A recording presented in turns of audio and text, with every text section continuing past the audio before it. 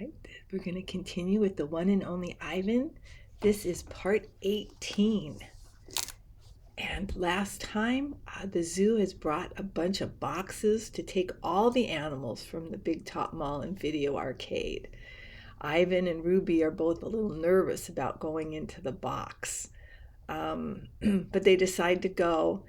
And Ivan says goodbye to Bob. He gives Bob not tag, so he has some place to sleep because he's going to miss Ivan's big belly. And when Ivan goes into the box, they give him a marshmallow and a drink, and the drink makes him sleepy. And so he sleeps the way of while they're moving the box. Right? This is called awakening. I awake to glass and steel. It's a new cage, not unlike my old cage, except it is much cleaner. Maya's here and other humans I recognize. Hey there, Ivan, Maya says. He's coming too, guys. I have 3 walls of glass. The 4th wall is a curtain of wooden slats slung together. This doesn't look like the zoos on TV. Where are the other animals? Where are the gorillas? Is this where Ruby ended up, in a cage just like her old cage? Still alone? Is she cold? Hungry? Sad? Is there anyone to tell her stories when she can't get to sleep? Missing. I miss my old cozy cage. I miss my art. Most of all, I miss Bob. My belly's cold without him. Food. The food is fine here. No soda, though, or cotton candy. Not famous. I have no visitors here, no sticky-fingered children or wary parents. Only Maya and her humans come, and their soothing voices and soft hands. I wonder if I have stopped being famous. Something in the air. Endless days pass, and then I notice something, a change. I don't know what it is, but I taste it in the air like far-off rain clouds gathering. A new TV. Maya brings me a TV. It is bigger than my old one. She turns it on. I think you're going to like this show, she says, smiling. I'm hoping for a romance or maybe a Western. But it's a nature show, one without human voices or ads. It's a show about gorillas being gorillas. I watch them eat and groom and play fight. I even watch them sleep. I wonder why Mac never put on this channel. The family. Every day I watch the gorillas on the TV screen.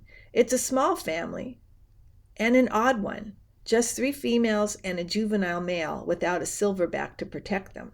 They groom each other and eat and sleep, then groom each other some more. They are a contented group, placid and good-natured, although, like any family, they bicker from time to time. Excited. This morning, for some reason, there is no gorilla show on TV. Maya and the other humans are excited. They chirp like birds at dawn. Today's the day, they say. I've watched many humans watch me, but never have they looked so happy. Maya goes to the wall of wooden slats. She grins goofily, and she pulls a string. And what I see? Gorillas. 3 females and a juvenile male. It's the family I've been watching, but they're not on a TV screen. They're on the other side of the glass, watching me, watching them. I see them.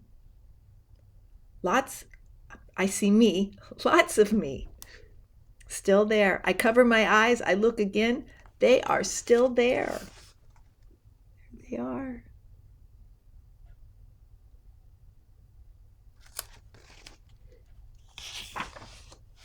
Watching.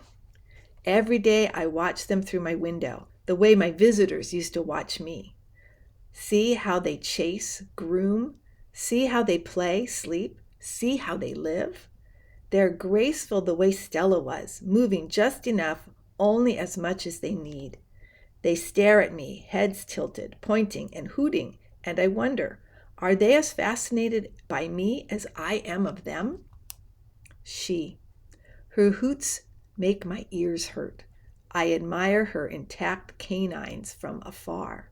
Her name is Kiani. She is faster than I am, spry and probably smarter, although I am twice her size, and that, too, is important. She is terrifying and beautiful, like a painting that moves. Door. Today the humans lead me to the door. On the other side, Kiani and the others wait for me. I am not ready for this. I am not ready to be a silverback. I'm Ivan, just Ivan, only Ivan. I decided it's not a good day to socialize. I'll try again tomorrow. Wondering. All night I lie awake wondering about Ruby. Has she already walked through a door like the one I'm facing? Was she as scared as I am? Scared the way she must have been the day she fell in that hole? I think of Ruby's endless curiosity, of the questions she loved to ask. Have you ever danced with the tiger, Ivan? Will your fur turn blue? Why doesn't that little boy have a tail? If Ruby were here with me, she'd be asking, what's on the other side of the door, Ivan? Ruby would want to know, and she would have been through that door by now. Ready. Want to try again, Ivan? Maya asks. I think of Ruby and I tell myself it's time. The door opens. Outside at last. Sky, grass, tree, ant, stick, bird, dirt, cloud, wind, flower, rock, rain. Mine, mine, mine. Oops. I sniff, approach, strut a bit, but the others don't welcome me. They have sharp teeth and loud voices. Did I do something wrong? Kiani chases me. She throws a stick at me. She corners me. I know that she's testing me to see if I am a true silverback, one who can protect her family. I cower and hide my eyes. Maya lets me back into my cage. What it was like. I lie awake and try to remember what it was like being a gorilla. How did we move? How did we touch? How did we know who was boss? I try to think past the babies and the motorbikes and the popcorn and the short pants. I try to imagine Ivan as he might have been. Pretending. The juvenile male approaches. He's eyeing my food hungrily. I imagine a different Ivan, my father's son.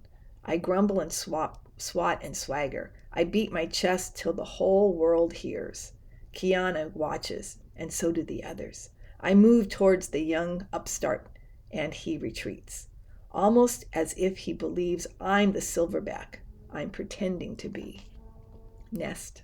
I'm making a nest on the ground. It isn't a true jungle nest. The leaves are inferior and the sticks are brittle. They snap when I weave them into place. The others watch, grunting their disapproval. Too small, too flimsy, an ugly thing to see. But when I climb into that leafy cradle, it's like floating on a treetop mist. More TV. Maya wants me to go back into my glass cage. I can tell, because she is tempting me towards the door with a trail of tiny marshmallows. I try to ignore her. I don't want to leave the outside. It's a cloudless day, and I've found just the right spot for a nap, but I relent when she adds yogurt raisins to the trail. She knows my weakness all too well. In the glass cage, the TV is on. It's another nature show, jerky and unfocused. I expect to see gorillas, but none appear. I hear a shrill sound like a toy trumpet, and my heart quickens. I rush close to the screen, and there she is, Ruby. She is rolling in a lovely pool of mud with two other young elephants. Another elephant approaches. She towers over Ruby. She strokes Ruby, nudges her. She makes soft noises. They stand side by side, just the way Stella and Ruby used to, their trunks intertwined. I see something new in Ruby's eyes, and I know what it is. It's joy. I watch the whole thing. And then Maya plays it again for me and again. At last she turns off the TV and carries it out of the cage. I put my hands to the glass. Maya looks over. Thank you. I try to say it with my eyes. Thank you. And we're going to leave it. That was part 18 of The One and Only Ivan.